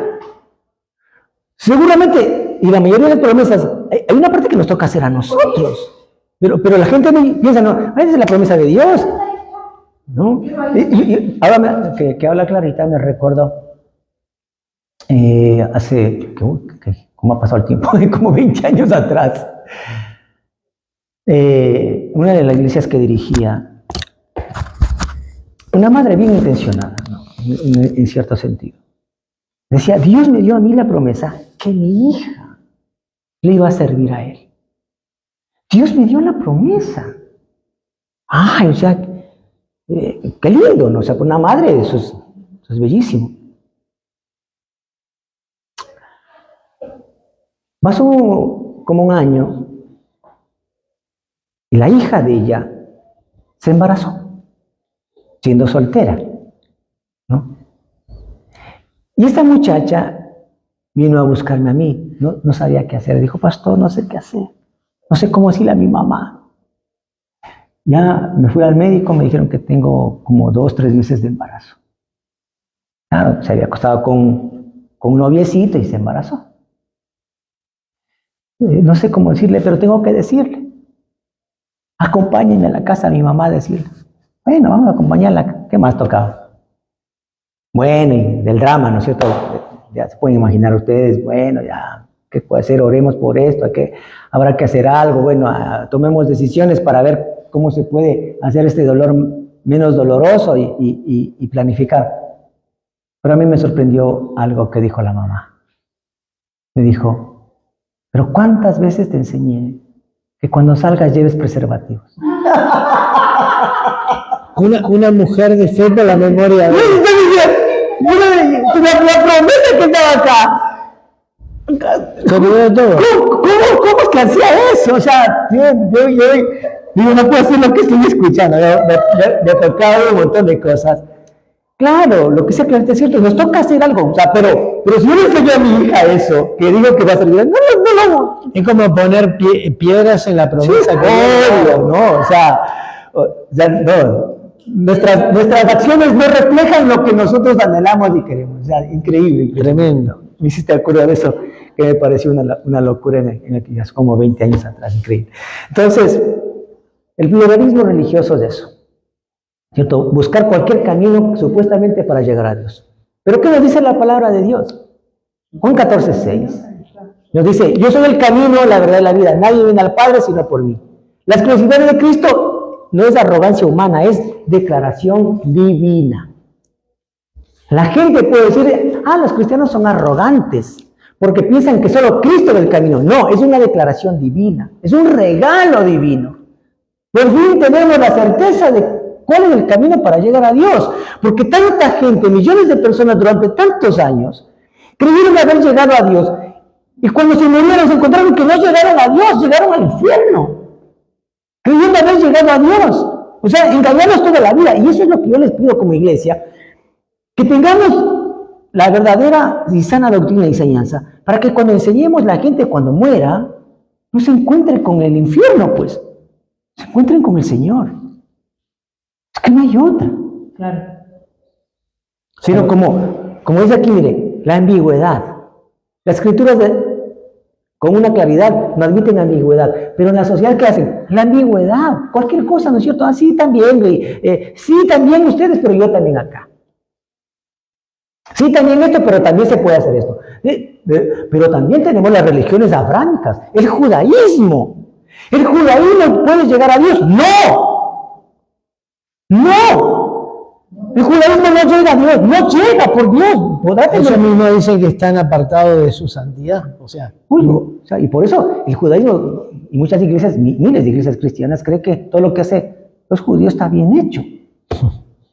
¿Se puede imaginar eso? Cuando ellos estudian el Talmud, y en el Talmud hablan de Jesucristo que está en el infierno, que está cocinándose en excremento hirviendo. Eso habla el Talmud de Jesucristo. Mucha gente aviva eso. No, que ellos también son hijos de Dios. No son hijos de Dios. Y no van a llegar a Dios si no hay un arrepentimiento. Claro que la carta de los Romanos dice que habrá un remanente de ese judaísmo. Va a haber un remanente que Dios ha guardado, pero no todos. Va a haber un grupo que sí se arrepienta al final, que el Señor lo tendrá en su momento. Pero el judaísmo no se va a salvar. Y no por ser judío todo está justificado. claro. Nos enseñaron así. ¿Sí ven? ¿O no nos enseñaron así? También tenemos enseñanzas equivocadas, doctrinas equivocadas, y tenemos que aceptarlo y con tristeza, pero también con alegría, porque bueno, estamos abriendo los ojos en esta sed de buscar la verdad y que el Señor nos está saciando. Hechos 4:12, Hebreos 7:25. ¿Podemos leer esos dos versículos? Alguien busca Hechos 4:12 y otra persona. Hebreos 7:25. Hechos 4:12 dice, en ningún otro hay salvación. Dios no ha dado ningún otro nombre bajo el cielo mediante el cual podamos ser salvos. Ahí está. Y en ningún otro hay salvación, porque no hay otro nombre bajo el cielo dado a los hombres en que podamos ser salvos, que es Cristo Jesús. Podemos leer desde el 11. Este Jesús es la piedra reprobada por vosotros los edificadores, la cual ha venido a ser cabeza del ángulo. Y en ninguno hay otro, ¿no es cierto? Hay salvación, porque no hay otro nombre bajo el cielo dados a los hombres en el que podamos ser salvos. Hebreos. Hebreos 7:25. La palabra de Dios dice, por eso puede salvar una vez y para siempre a los que vienen a Dios por medio de Él, quien vive para siempre, a fin de interceder con Dios a favor de ellos. Está hablando de Jesús, ¿no? Hablando de Jesús, correcto. Está hablando de Jesús. Quiere que lea el 24, queda más claro. A ver. La palabra de Dios dice, pero dado que Jesús vive para siempre, su sacerdocio dura para siempre. Por eso puede salvar una vez y para siempre a los que vienen a Dios por medio de Él, quien vive para siempre a fin de interceder con Dios a favor de ellos. Perfecto. Él es el único camino. Cuando Jesucristo habló del nuevo pacto, mire qué interesante. Cuando Jesucristo habló del nuevo pacto, se estaba refiriendo exclusivamente, ¿sabe a qué cosas? A esos, dentro de muchas cosas, pero lo más importante, a esos sacrificios en el templo. Y la carta de los Hebreos lo habla clarito. Entonces ya no necesitamos un sumo sacerdote que va entre todos los años, una vez al año. Claro. Y no necesitamos, recuerden que los sacrificios eran en la mañana y eran en la tarde. Sí. O sea, había que morir animales todo el tiempo. Todos los días, de todas las semanas, de todos los meses, de todos los años, tenían que a la mañana hacer un sacrificio, a la tarde hacer otro sacrificio. Y en las fiestas solemnes, ya les vimos en la... Mucho más. Mucho más. Y usted traía su animalito, si es que vivía ahí mismo. Pero si es que vivía muy lejos, Había que comprarlo. había que comprarlo. Entonces, se hizo un negocio. Es más, y si usted venía, digamos, yo vengo con 20,000 pesos uruguayos. Cambistas. No le aceptamos pesos, tiene que ser nuestra moneda. Cambistas. Tiene que ser Primero nuestra el moneda. cambio para ir a comprar el animal. Exacto. Ahora, cambie mi moneda y compre mi borrego, porque el que usted trae no es puro, no es perfecto. Es el que yo le vendo, es el perfecto. Entonces es un negocio. Ganaban con todas las Ganaban con todo. Sí. para el sacrificio del templo. Entonces Jesucristo, cuando viene a destruir eso, claro, ¿a quién cree que no le gustó? A los que hacían. A los que hacían el negocio. Mire, le voy a contar. Y a las autoridades que permitían que los comerciantes... Le voy a contar una historia. En época de la Edad Media, cuando sale Lutero, había un rey en Inglaterra. Entonces, Carlos V, no recuerdo exactamente el rey. Carlos V le dice a Erasmo de Rotterdam. Erasmo de Rotterdam era uno de los más grandes humanistas de aquella época. Sabía Biblia más que usted y yo juntos, y es más, estaba a la altura de Lutero, Erasmo de Rotterdam. El rey le toma a Erasmo de Rotterdam y le dice: vea, usted que sabe tanto de teología y Biblia, ¿qué piensa del fraile Lutero? ¿Está bien, está mal? Yo no entiendo mucho de eso. Y Erasmo de Rotterdam le dice: Lutero está en lo correcto. Pero Lutero fue contra la tiara de los sacerdotes y la panza de los frailes. ¿Qué le estaba diciendo? Se fue contra la autoridad de los curas, de los sacerdotes, y contra la platita que ganaban. Claro, las indulgencias. ¿Por qué se vendían las indulgencias? Negocio, Exacto. Entonces, mire, se da cuenta, cuando viene Jesucristo, derrumba eso. ¿A quién le va a gustar? Dice, Lo quieren matar. Lo quieren matar. Y lo mismo le pasó a Lutero. Y lo mismo le pasó a Lutero. Porque Sí, le rompía el negocio. Exactamente. Mire, entonces. Él llegó creyendo que lo iban a aceptar en Roma. Claro. Él iba convencido a hablar a Roma porque él pensó en la buena voluntad de ellos y él quería ayudar. Claro. Pero él nunca pensó en todo el negociado, que a Roma no le servían sus enseñanzas. Correcto. Entonces, miren, Pobre. ¿cuántas falsas doctrinas? Ahora escúcheme esto. ¿Cuántas falsas doctrinas pudo haber sido cuidadas tanto porque defendía la autoridad? Intereses poderosos. Intereses Intereses de autoridad y intereses de dinero. políticos y Líder. financieros. Hasta las cruzadas que fueron a Tierra Santa. Obvio. Eran por interés económico. Era por eso. Obvio, siempre Era por eso. política y plata. Claro. Lo Era que mueve el poder. mundo. Era poder, justo. Entonces, si Dios a nosotros nos ve que tenemos hambre y sed de la verdad, nos va a saciar.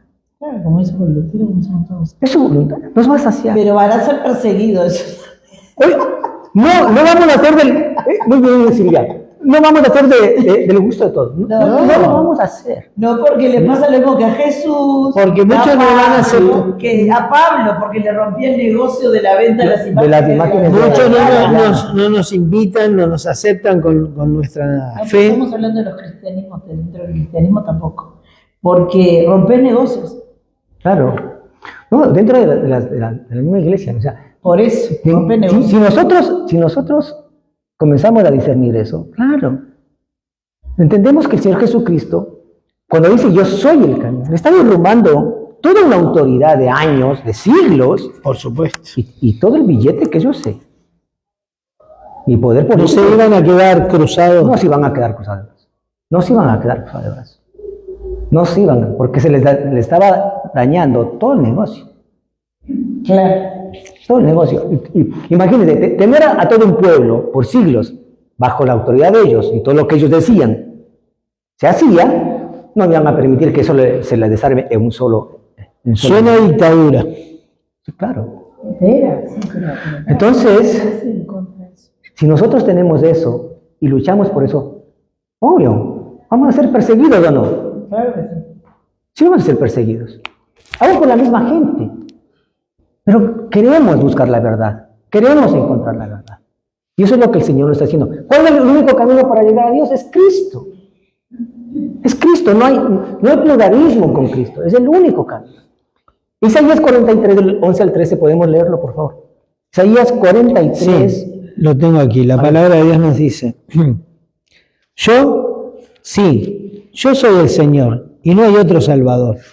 Primero predije tu rescate y después te salvé y lo proclamé ante el mundo. Ningún Dios extranjero jamás lo ha hecho.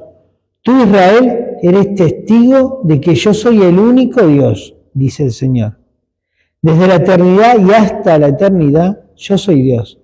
No hay quien pueda arrebatar a nadie de mi mano. Nadie puede deshacer lo que he hecho. Muy bien. Ahí está. Yo soy el Señor y fuera de mí no hay Salvador, no hay Dios.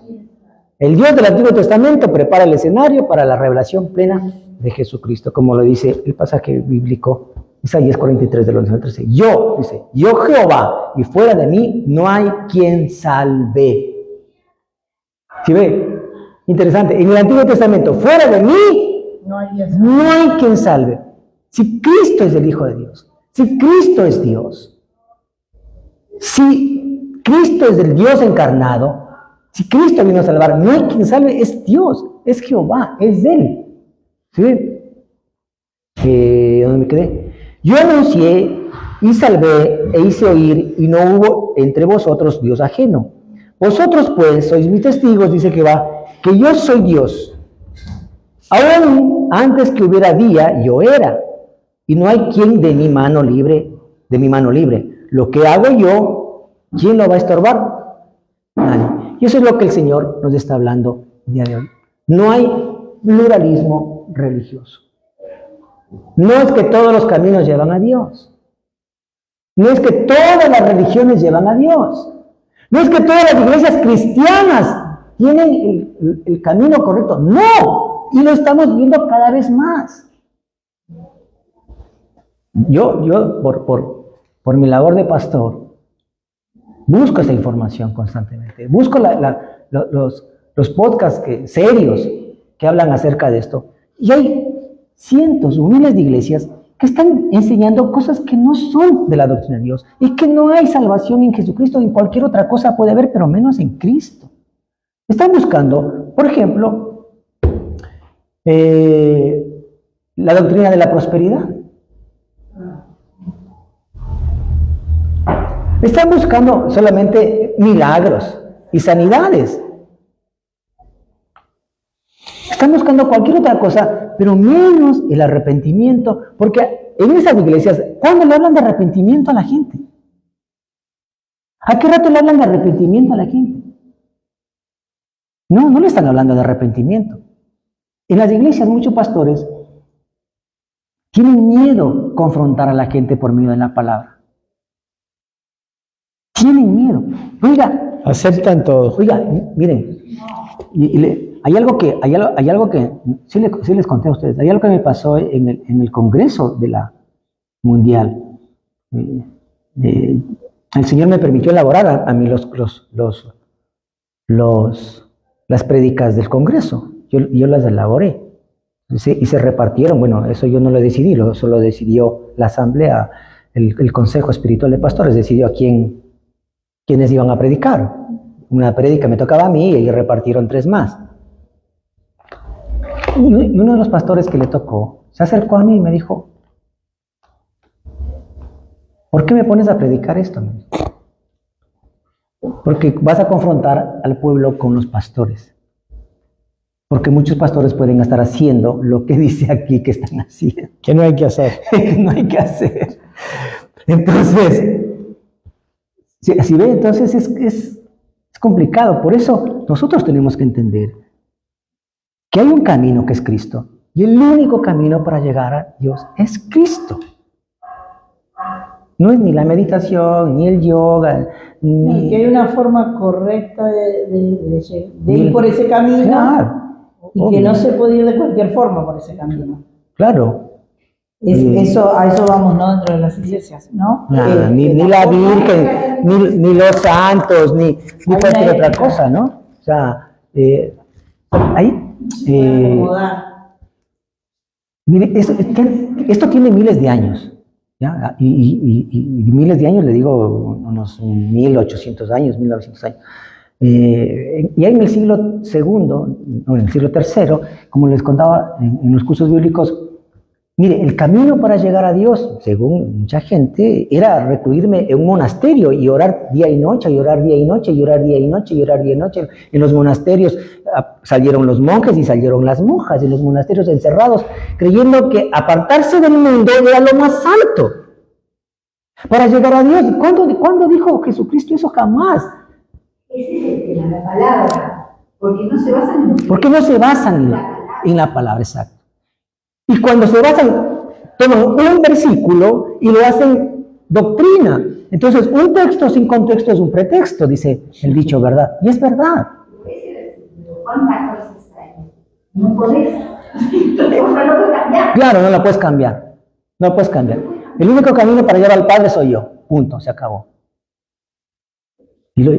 Yo soy Dios, dice Jesucristo, y se acabó. Y lo vienen repitiendo, y lo vemos viendo. Y mire, hay algo hermoso que ustedes me deben seguir porque estamos leyendo el devocional en Juan.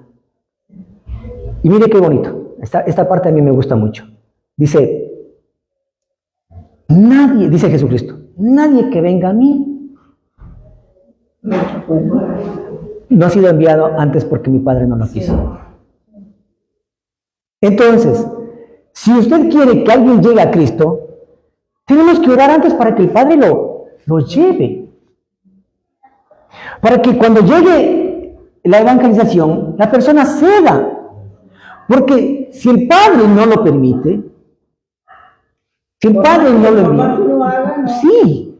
Lo importante es también que más allá de la iglesia, ¿no? Que no es por la iglesia que tiene que creer porque es Dios, porque es Cristo.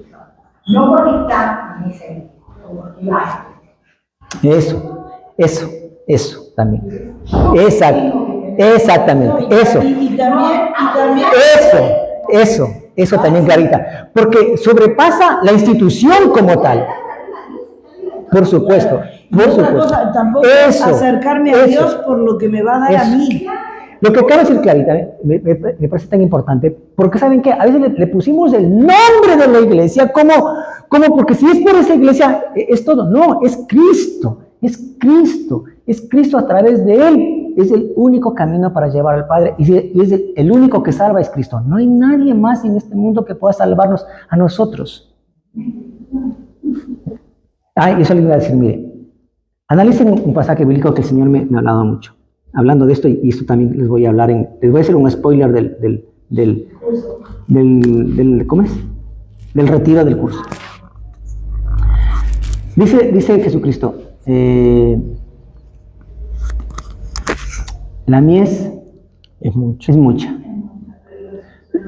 Bueno, los obreros son pocos. Ahí termina el pasaje bíblico ese, y ahí termina el capítulo, ¿no es cierto? Creo que es el capítulo 4. Si usted ve al siguiente versículo, es del 5:1, me parece, el primer versículo del siguiente capítulo. Pero claro, los capítulos antes no había, eso era una sola, ¿verdad? Tenemos que leerlo como un solo cuerpo. El Señor Jesucristo dice, la mies es mucha, los obreros son pocos. Roguemos al Padre de la mies que envíe obreros. Ya. Si usted lee el primer versículo del siguiente capítulo, dice lo siguiente, que Jesucristo envió a los 12. Si Jesucristo dice que hay que orar al Padre de la mies, el Mesías, el Todopoderoso, ¿verdad? Podría haber hecho alguna obra maravillosa o milagro maravilloso porque venía multiplicando panes, venía haciendo milagros, ¿verdad? Ese hombre, ese Dios encarnado en Cristo, el Dios mismo que habla de que la mies es mucha y los obreros son pocos, pudiera haber hecho alguna obra milagrosa. ¿Estamos? ¿Saben lo que hace? Ore. Envía. No lo hace él.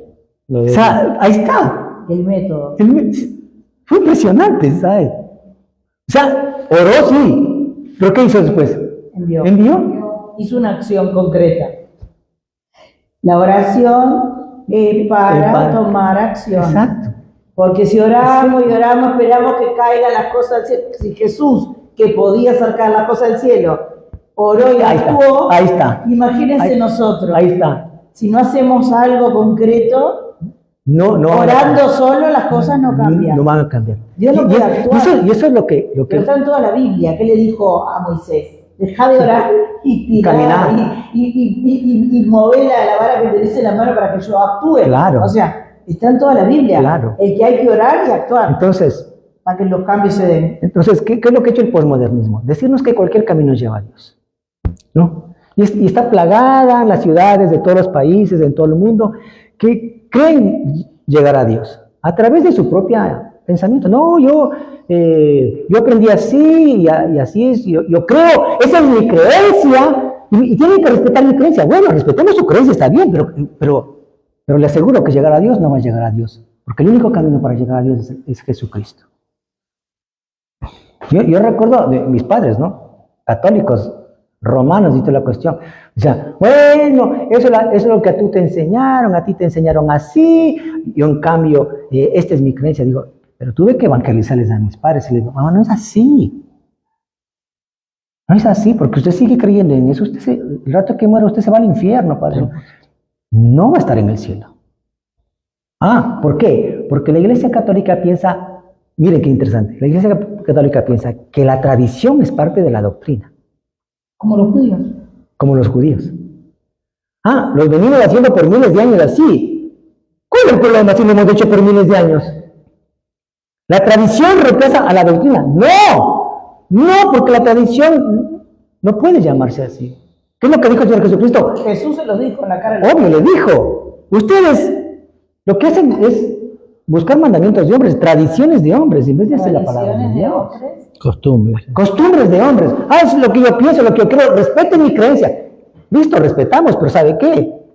Le digo. Está haciendo otro viaje. Que está haciendo otro viaje, muy bien. Que está haciendo otro viaje. Con esa decisión, usted está haciendo otro viaje. El día que usted muera, porque va a morir, que estoy seguro, que usted no se va a librar, usted, al despertar, se encontrará en el infierno y no con Dios. Entonces, no es cuestión de solamente llenarnos la cabeza de conocimiento, sino de descubrir la verdad, que hay un fin. El Señor Jesucristo es un fin escatológico.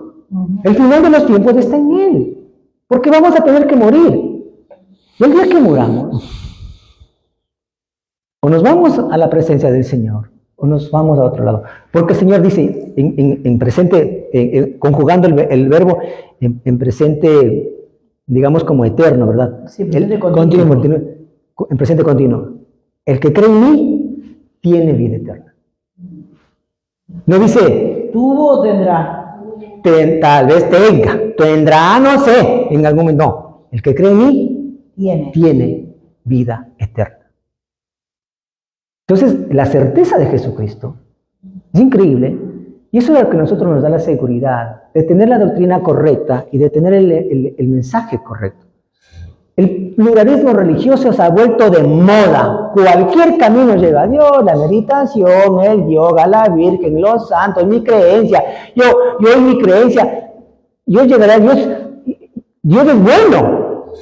Y Dios me va a aceptar a mí porque yo tengo buena intención. Perdóneme, el infierno está pavimentado de buenas intenciones. El único camino para llegar a Dios es que Jesucristo tome su cruz y sígale.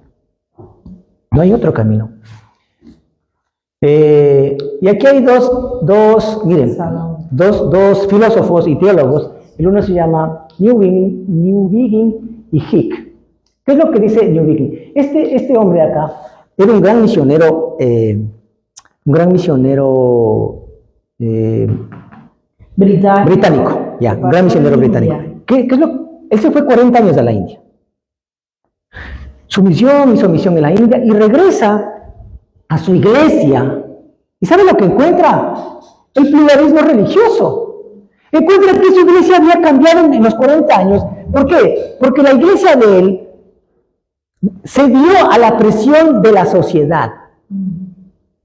Entonces, miren lo que termina diciendo la iglesia. No importa, cada quien tiene su relación con Dios como quiera tenerla. Y él llega allá y se le cae la quijada, diciendo, no puede ser que de esta iglesia que yo fui de misión 40 años a la India, a gastar mi vida allá, regrese a esta iglesia que me envió y me encuentre que digan que cada quien puede creer porque es una creencia personal. Yo creeré como yo creo, como yo quiero, como a mí me parece. Y que la iglesia respete eso. Y cuando le dicen, no es así, sigue hacia la Biblia. Y él se encuentra con esa grave decepción. Aunque se quedan en esta iglesia haciendo muchos seminarios y eso, al final nadie se dio a la enseñanza de él. Él se quedó con su enseñanza sola. Y este señor de acá, el John Key, también influye mucho en su filosofía. ¿Qué es lo que enseñaba él? Bueno, que la moralidad es relativa. Como dice acá, mire. ¿Qué propuso? Que todas las grandes religiones son caminos válidos hacia la misma realidad divina. Argumentó que ninguna religión posee la verdad absoluta, en exclusiva, sino que todas las respuestas culturales a la misma experiencia, que todas las respuestas son ¿qué? Culturales, a esta misma experiencia trascendente. Su teodicea, o su teología, sostenía que el sufrimiento es necesario para el crecimiento en el alma. Defendió un universalismo de todas las almas, que todas las almas eventualmente alcanzan una unión con Dios, eliminando así la necesidad específica de Jesucristo. Parecía muy lindo decir, no, mire, lo que pasa es que en este mundo todos venimos a crecer. Entonces, si usted sufre, es parte de su crecimiento, y ese crecimiento le va a llevar a Dios. Parece lindo. Linda filosofía. Pero aunque suene lindo, es una mentira. Las dos iglesias de donde salieron estos señores, bueno, se equivocaron en su doctrina. Y este hombre se dio cuenta al final de que todo lo que él aprendió al final terminaba en Jesucristo. Cuando usted le lee a este señor Newbigin, es muy lindo porque él dice, la doctrina que se enseña al final termina en Cristo. Y es en Cristo que se tiene que evangelizar. Las misiones, como él era misionero, pero de cepa, decía, tienen que centrarse en Jesucristo. Jesucristo es el único camino. Aunque las otras iglesias, aún la misma iglesia de donde él salió, se dio a esta presión postmoderna. ¿Sí ven? Ambas posiciones, bueno, eso es hablando de las iglesias, ¿no? Parecen bonitas y sofisticadas, pero tocaban el núcleo del evangelio, que Jesucristo es el único Salvador y que la fe en él es el camino exclusivo para la reconciliación con Dios. Y miren, este cuadro es hermoso, póngale mucha atención a este cuadro. Este cuadro es perfecto. ¿Por qué es importante la cristología en la iglesia? Estos debates sobre la persona y obra de Cristo no son ejercicios abstractos, reservados a seminarios y universidades. Afectan directamente la vida de cada creyente y la salud de cada congregación. Es decir, a nivel personal y a nivel de la iglesia total. Entonces, mire, la cristología. ¿Por qué es importante la cristología? ¿A qué afecta la cristología? La cristología afecta a la escatología. La esperanza futura depende de la resurrección de Cristo. ¿Qué es la escatología? La escatología es el estudio de los tiempos finales, ¿no es cierto? Ese es del final de los tiempos. Eso estudia la escatología. Y algún día nosotros moriremos. Algún día este mundo también será juzgado. Entonces, si nosotros no creemos en Cristo, si le quitamos a Cristo de la ecuación, nosotros, en esta parte escatológica, nos encontraremos con una mala sorpresa de encontrarnos en un infierno y no en el cielo. ¿A qué más afecta la cristología? A la eclesiología. La iglesia, se edifica sobre el Cristo verdadero o se edifica en vano. ¿En dónde tiene que estar asentada la doctrina de una iglesia? En la roca. En la roca que es Jesucristo. Si no es en la roca, estamos mal.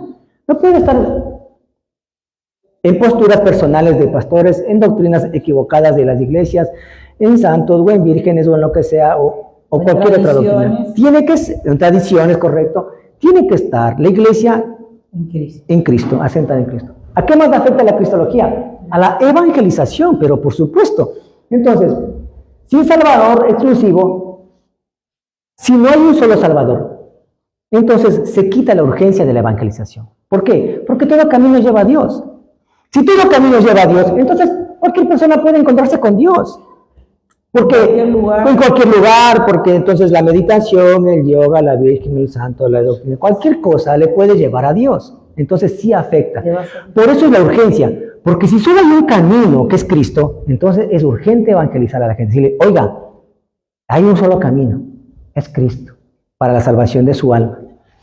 ¿A qué más afecta la cristología? A la ética. Entonces, si nosotros pensamos que la sociedad es la que decide lo bueno y lo malo, Cristo deja de ser el referente para nosotros.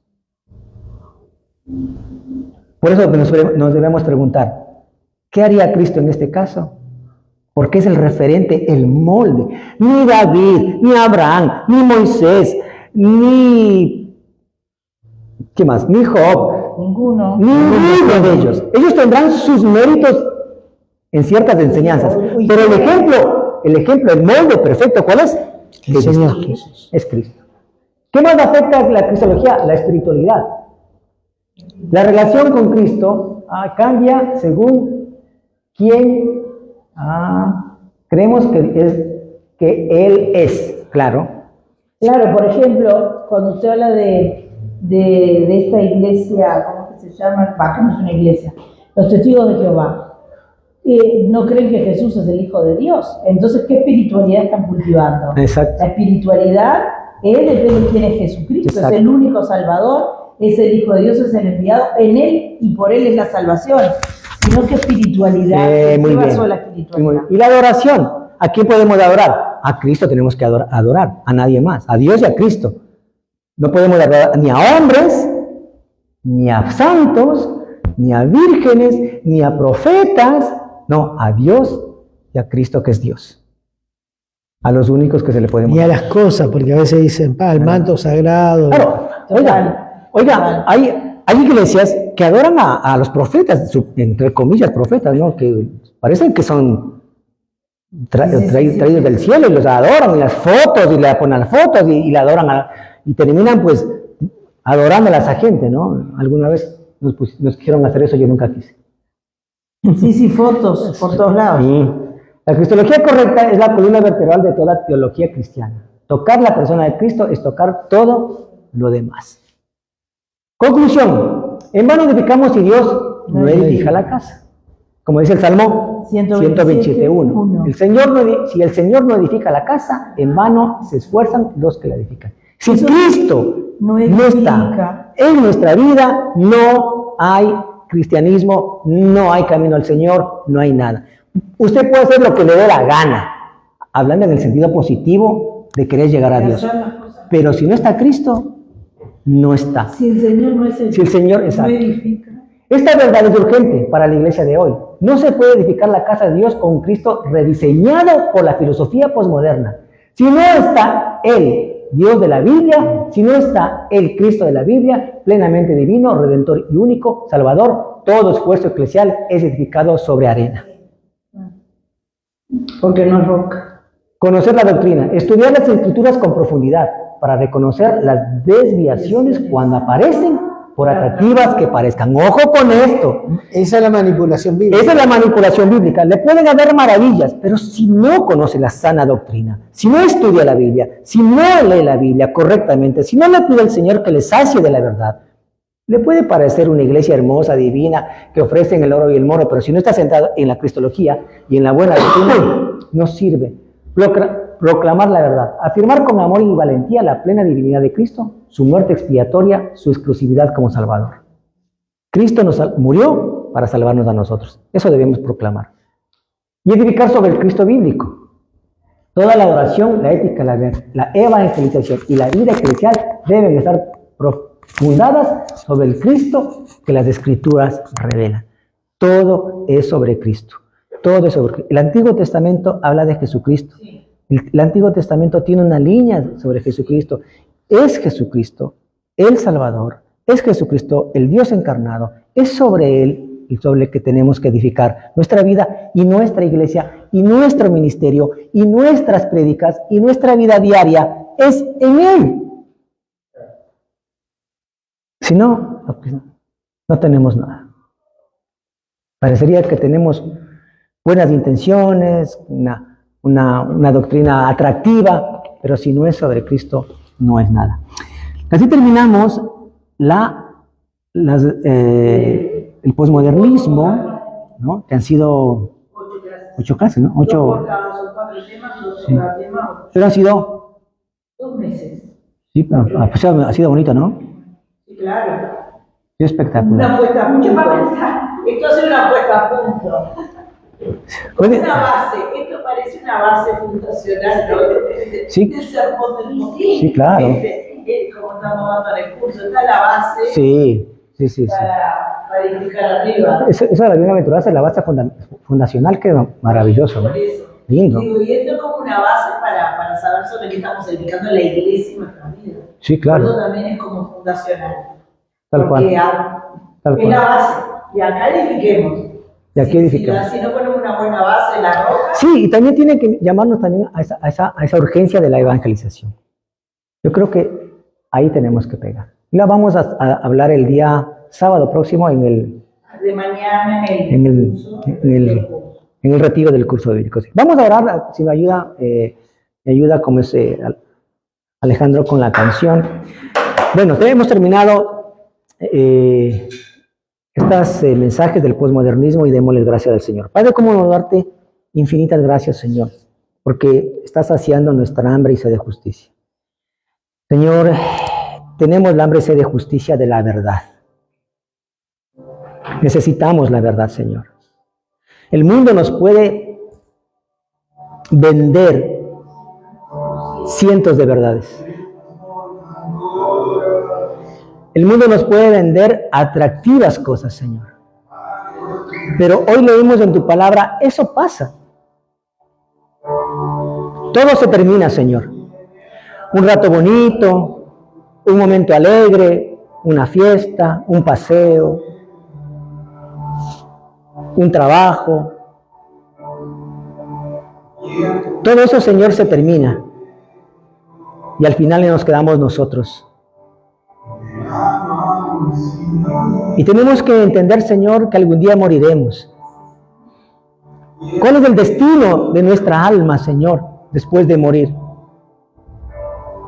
Muchos piensan, Señor, que todo termina aquí, que no hay nada más después de la muerte. Otros creen, Señor, en la reencarnación, como en la India, Señor. Ellos creen que el alma de la persona se reencarna en animales, por eso no matan a las vacas ni a ningún animal, porque creen que ahí puede estar un familiar. Otros creen, Señor, que se puede llegar al cielo a través de santos, a través de vírgenes. Otros creen, Señor, que pues, se puede llegar al cielo a través de las buenas acciones, Señor, y que solamente eso basta. Y cuando tú nos dices en tu palabra, Señor, en Efesios, que la salvación no es por obras, para que nadie se gloríe en tu presencia, sino que la salvación se llega por fe en Jesucristo, el único camino para llegar al Padre. Tenemos hambre y sed de justicia como iglesia, Señor, de conocer la verdad y caminar en el camino de la verdad. Tenemos hambre y sed de justicia, Señor, de conocer una sana doctrina. Tenemos hambre y sed de justicia, Señor, de hacer las cosas conforme a lo que tú nos has enviado. Y hoy nos enseñaste, Señor, que tomar la cruz y seguirte no quiere decir, Señor, tal vez el sufrimiento de una relación, de un trabajo, de una enfermedad, sino, Señor, de hacerlo público. La renuncia, Señor, a mis deseos, porque los deseos de este mundo pasan, mas tu palabra permanece para siempre. Es en Cristo, Señor, que tenemos salvación. Es en Cristo, Señor, que tenemos redención de pecados. Y tenemos que reconocer, Señor, que lo que hoy el mundo llama trauma, lo que el mundo llama error, lo que el mundo llama cualquier otra cosa, Señor, es pecado. Y cuando hay pecado, yo necesito arrepentirme y pedirle al Salvador que me perdone y que me lleve, Señor, al camino de la salvación. Padre, pon en nosotros como iglesia el querer como el hacer, para que cuando encontremos, Señor, la respuesta en nuestros corazones a través de este cuestionamiento que nos hacemos, podamos entender que nosotros somos los llamados a ir a predicar las buenas nuevas. Qué hermosos son los pies de los que anuncian la paz. Qué hermosos son los pies, Señor, de los que traen las buenas nuevas. Permítenos, Señor, a nosotros ser aquellos mensajeros que corren llevando el mensaje a otros para que se encuentren contigo, Señor. Nosotros no somos los importantes, eres tú. El mensajero no es el importante, eres tú, Señor, y el mensaje. Bendice a esta iglesia, Señor, que busca la verdad, para que lleve el mensaje a otras personas. Ayúdanos, Señor, poniendo en nuestros corazones el querer como el hacer, para llevar y compartir este mensaje que en nuestras vidas, Señor, necesitamos tener. Bendícenos, Señor, a nosotros como iglesia. Y hoy cerramos, Señor, este ciclo del posmodernismo, que ha sido, Señor, de gran bendición para nosotros, que nos ha llevado a confrontarnos, que nos ha llevado, Señor, a mirarnos al espejo, que nos ha llevado, Señor, a redarguir nuestros corazones, que nos ha llevado, Señor, tal vez en algún momento, al inicio de nuestra vida cristiana, para empezar un nuevo camino, Señor, en el camino correcto, sin desviaciones, por más atractivas que éstas parezcan. Padre, bendice a esta iglesia, bendícela, Señor. Que el Espíritu, Señor, de la evangelización esté en ellos, esté en nosotros. Señor, que el querer como el hacer nos lleve, Señor, a que digan de nosotros cuán hermosos son los pies de los que anuncian las buenas nuevas en Cristo Jesús, Señor nuestro. Así es, bendito Dios. Proclamamos, Señor, que tú eres el Rey, que tú eres Cristo, Señor. La cristología, Señor, afecta a todo, a la espiritualidad, a las misiones, a la iglesia, a la escatología, a la adoración, Señor. Una sana cristología afecta a todo. Una mala cristología también afecta a todo, Señor. Pero nos lleva en un camino errado. Te alabamos, te bendecimos, Señor, y te damos gracias por saciar, Señor, nuestra sed de la verdad. En el nombre de tu Hijo amado Jesucristo, Padre, te hemos orado. Amén. Amén. Ok.